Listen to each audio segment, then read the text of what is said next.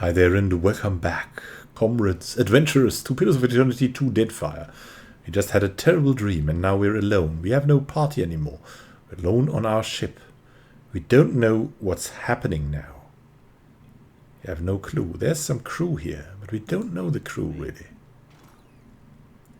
We have an orange cape in our cabinet and the fragments of Whispers of Yenwood.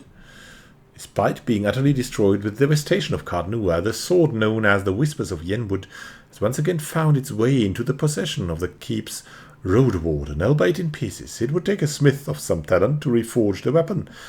With the right materials, however, perhaps the sword could become even greater than it once was. That would be cool. We had that thing. Look at our cat. Yay! Steward, do you know what's going on? What should I do next? I suggest we proceed to Neketaka, my lord. It is the largest city in Deadfire, and we shall be better able to get our bearings there. Good idea. And you? Ikiyuk? We could pickpocket him. Really? He has white leaf. I think we wanted to talk to him. This sea is no piece of glass, but I've sailed far worse. Okay. Vanitsi. Ah, that's our crew. Need something, Captain? Yes. What new shores we setting sail for today? Eld Engrim is there too. Way, Eld. Mariner salutes, and we have got Eloth. Thank you again for maintaining my story in front of Vanessa and the others. It gives you a grateful smile that fades almost as quickly as it I appears. didn't enjoy deceiving them, but it seemed simpler than the alternative. Irked Xoti runs her tongue over her teeth. So she doesn't like skullduggery, probably. I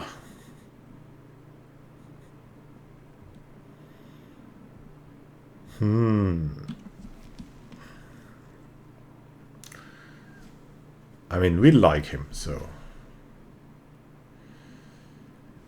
we could say that, make him feel better. Or we could say, does it matter? It's not like you're going to see them again as a rational person.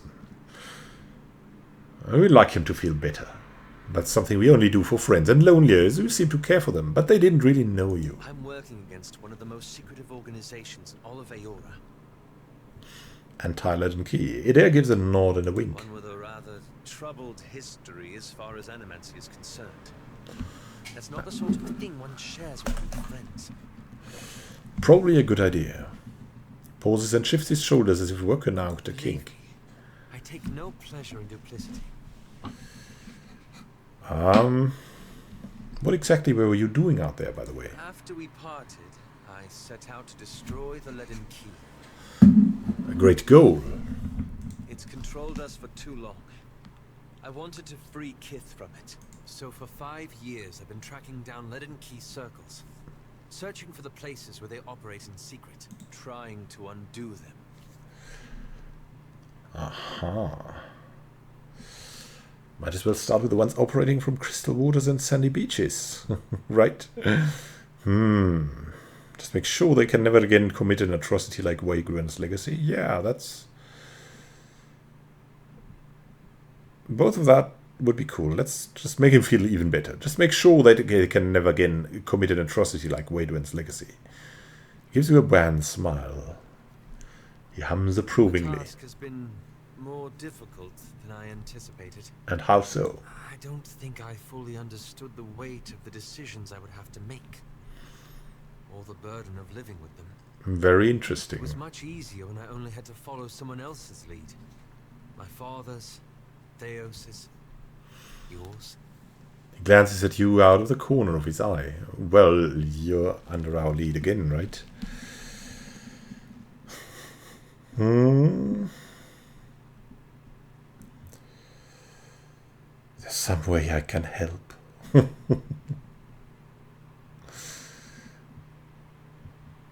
What do you mean? No. Is there some way I can help you, Alice? I wish I knew. After we defeated Theos, I thought the hard part of undoing his work would be tracking down the Leaden Key's members and operations. Maybe an address book. Too bad you burned his robes. He gives you an appreciative smile. It's His mind is clearly elsewhere. Adair nods in agreement. Thoughtful, Choti rubs a knuckle along the edge of her jaw. Perhaps this would be easier with an example. I went to a village in Old Valia, a run-down backwater river place. Centuries ago, the Leaden Key had intervened to end some heretical cult. The details were lost, but what had endured was a practice of ritual bloodletting. A gruesome, pointless tradition. He grimaces. At every full moon, the villagers would feed the soil with their blood. No one, young or old, sick or hale, was exempt. Look. My God. So, you helped them, right? That's where it gets complicated. Oh God. You took part in the ritual. He frowns at his interlaced fingers. The village priest administered the practice. Grim old fellow. Reminded me of Theos. He raises an eyebrow at you. He was a tyrant. I was certain that if the villagers were free of his influence, they'd be free from the bloodletting too. Yeah, Theos, the end boss of Pillars of Eternity 1, basically. The master villain. So I arranged for him to have an accident. He gives you a sly look. Xoti flicks her sickle back and forth, agitated. She doesn't like that. We think it's not so bad. Oh, it's clever of you. I thought so. At first. Xoti's eyes narrow, dark lashes fusing. The old man died, and the villagers were terrified. They were convinced his death was an ill omen. They blamed it, and every other mishap that befell them, on their lack of faith. Oh my. So they began bloodletting every week, turning on their neighbors for giving too little. Oh, his lips twist as if the words themselves have a bitter taste. Instead of a handful dying each year, a few perished every week. He's worked the edge of his sash into a tighter knot. He clenches it between pale, rigid fingers. You couldn't have known that would happen. This isn't your fault. I had to do something, didn't I? He turns to you with wide, anguished eyes. He pauses again, untwisting sash as his lap. I keep wondering what I might have done differently, or how I could have known better.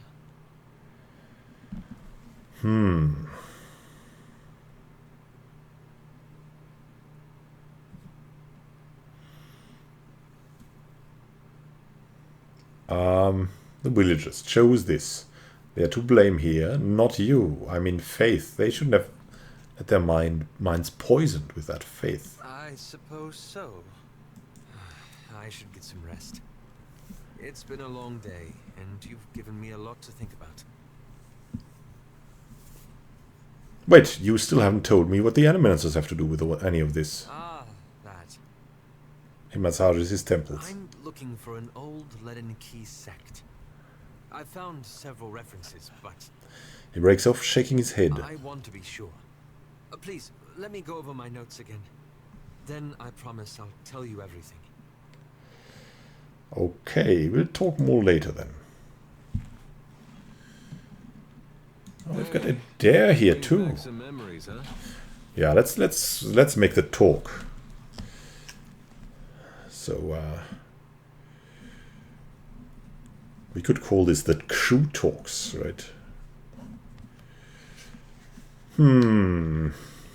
So Adair is a believer in Neothas. What are your thoughts on Neothas at the I moment? want the destruction to stop. I want him to finish what he's doing and then go in peace. Only I don't see it playing out that way. Something If you else? like. Did you do after we ended the legacy, by the way? I like that feeling, knowing we'd stop Theos. We were part of something big. That was something I never felt before. Not even at war. Guess I went looking for it again. Not that I wanted to tangle with gods, but something smaller. Something I thought I could manage. So you became a plumber. I looked all around the Deerwood, but that place has too many ghosts for me. Things I'd just as soon forget. Ended up moving to Adir and tracking down my parents. They went there as refugees after the war ended. And did you did you find a way to be useful? In part, I guess. Adir, they still got some bad blood with Deerwood. Goes back to the Revolution. Some adherents like to give dear Woodens a hard time they get the chance. With my folks, a group came along and tried to take their land. Made a phony claim to it. What did you I do? sat down with them and we had a friendly negotiation. Wow. One fella, I don't think he'll ever be able to look to his right again. But we came to an understanding. I understand. Folks, well, they didn't see me the same after that. I think they'd have rather given up the land than have it come to violence. I don't know if that was something we could have avoided or if it was the cost of trying to fix things. All right. Something else? Not really. Okay, let's get moving.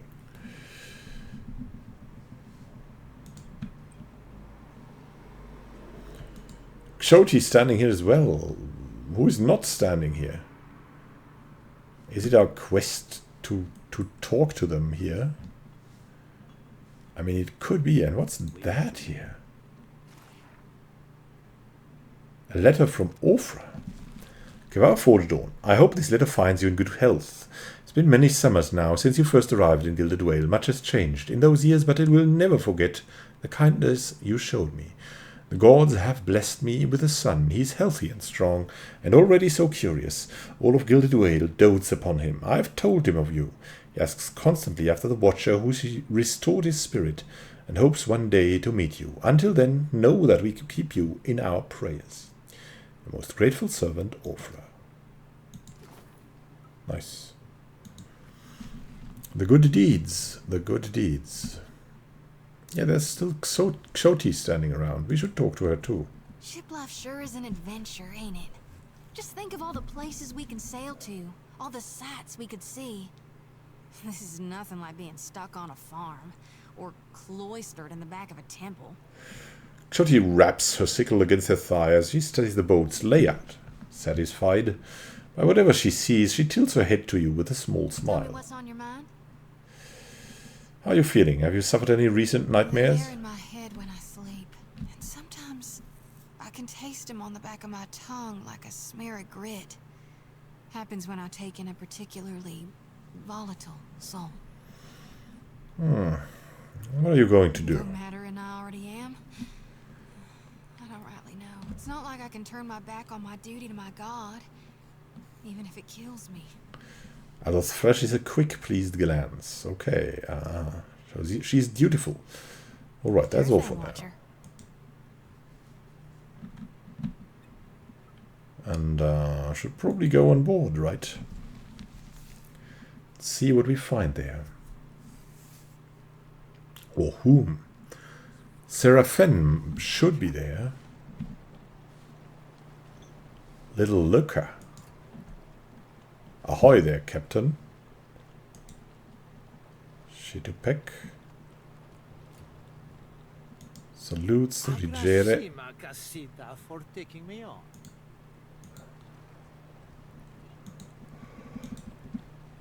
There's Seraphin. There's Beardul. Need something, Captain. Yeah, to talk to Seraphin. Truth be told, Ferrante half expects us to get our asses blown out of the water at Fort Deadlight. Fortunately for you, I have this bad habit of beating the odds. Of course, I do that by way of good old traditional chicanery. And the most important part of any Hornswoggle? Solid planning. Well, that and surviving. Yeah, how can we prepare? What can you tell me about Fort Deadlight? Bailey made originally. Piled them stones up a few centuries back, but gave it up when the fishmen wouldn't leave them be. Hard to defend against Wilder crawling up out of your crappers. Captain Aldiz claimed it a few years back. Fucking filthy from bow to stern. She had her lads and lasses cleaning fish shit out of the floorboards for months. A couple of them thought it might be better sailing elsewhere and left in the night. Aldiz tracked them down quick as you like, took their heads, and fixed them into little lanterns for the front gate. Called them Fort Deadlights and Deadlights. Nose twitches. They say she ain't had a deserter since. Tad cruel for my taste. But I admit to admiring the wordplay. Do you know anything about the fort's defenses? But it being a fort means it ain't a boat. Means it don't have to worry about the way the cannons are storing honking big balls. Guns they got crowning that castle put a hole in your poop deck before you've sighted land. He sighs and scuffs his boot against the floor. Well, that means we shouldn't go there just like that. We need to prepare heavily. The fort itself be floor to ceiling rum-sodden fools, so that be going for us. But Aldi's keeps the crew on the walls sharp and sober. One blast of their horns and deadlights locked up tight as an endearing mugger night. We'll stay that way too, till any unfamiliar ships have been shot to shit and shot again. Do you know of that She's eldest? sharp as shit, that one. Tongue, mind and ears alike. Sailed out of Deerwood or Adair one. Knows her knots and how to crew a ship that won't turn sour. The words ring out among the Principe. More than you'd think for new blood. Uh-huh. Part of that's a fierce support of freedom. From slavers, from the empires, from the Juana's caste system even. Hey, wait, we like The that. rest a lenient hand. Step out of line and Ferrante's got your old crew up for lashes. Aldis though, she's let's say there's a reason she attracts limp-cocked nut twists like Benwith. Can't say I much approve of a lack of regard for our traditions, but can't say I don't share her vexations with Ferrante and the old garden either. He ran the third paw over his braided beard. Why are you frustrated with the old guard? Shit, Captain. Buy a lad a drink before you go rooting through his unmentionables. He smiles though, with thumbs hooked in his Let's belt. leave it enough for now to say I think there be a course to be charted betwixt anarchy and tyranny. So he's definitely on our side. You mentioned you have contacts at the fort. Can we rely on their help? Oh, I did say contacts, didn't I? Seraphim rubs the back of his head as he takes a sudden studious interest in his boots. Contact would be more accurate, in the singular. A lass by the name of Siri. Been running the same circles for years, doldrums and fair winds. We're never family, but never on the wrong ends of arms, neither. Might have shaken the sheets a few months back. Might have. Regardless of how she feels about me, there's no love lost betwixt her and Benwith, that's for damn certain.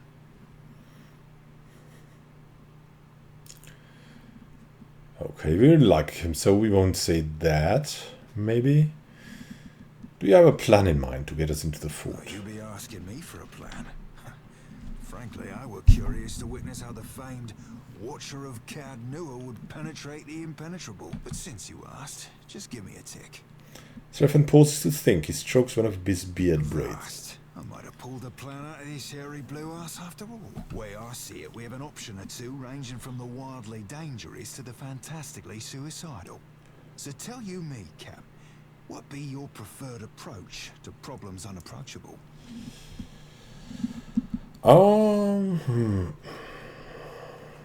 Boldly and head on? Yeah, that'd be the fantastically suicidal I mentioned. But don't suppose I could coax you in a belay in that notion? Okay, well, how about Might be subtlety? there's a way to sneak inside. Bet we can find a shady spot to tie up a skiff under the veil of night. Then up the walls and over, quick as you please. Sussing out a place to land without being spotted ourselves will require Helia's own eyes. Or a spyglass. You've got a spyglass, I hope. Do we have a spyglass? Don't you have a spyglass? Sure, used to. Then I made the mistake of lending it to Ferrante. Apparently forgot it weren't his. A low growl builds beneath his grumbling. Showed him the S I carved into it and he turned around and told me it stood for spyglass. There's an important lesson to be learned there. You take something to see, you hold grip on it real tight. I don't have a Then spyglass. let me recommend you remedy yourself there, Captain. A good spyglass be like a good lover. Shows you the bits you'd have missed otherwise. So that's worth noting down, like we should buy a spyglass. That's this, yeah, we've got a plan, let's go with it. Looking forward to watching you work. He rubs his palms together. And now... Nothing happens, right? Is that going back down, or is that actually accomplishing anything? Not that much. Well, thank you for watching and happy gaming. We'll find out what to do in the next episode here. This is Immanuel signing out. Have a great time, comrades, and until next time.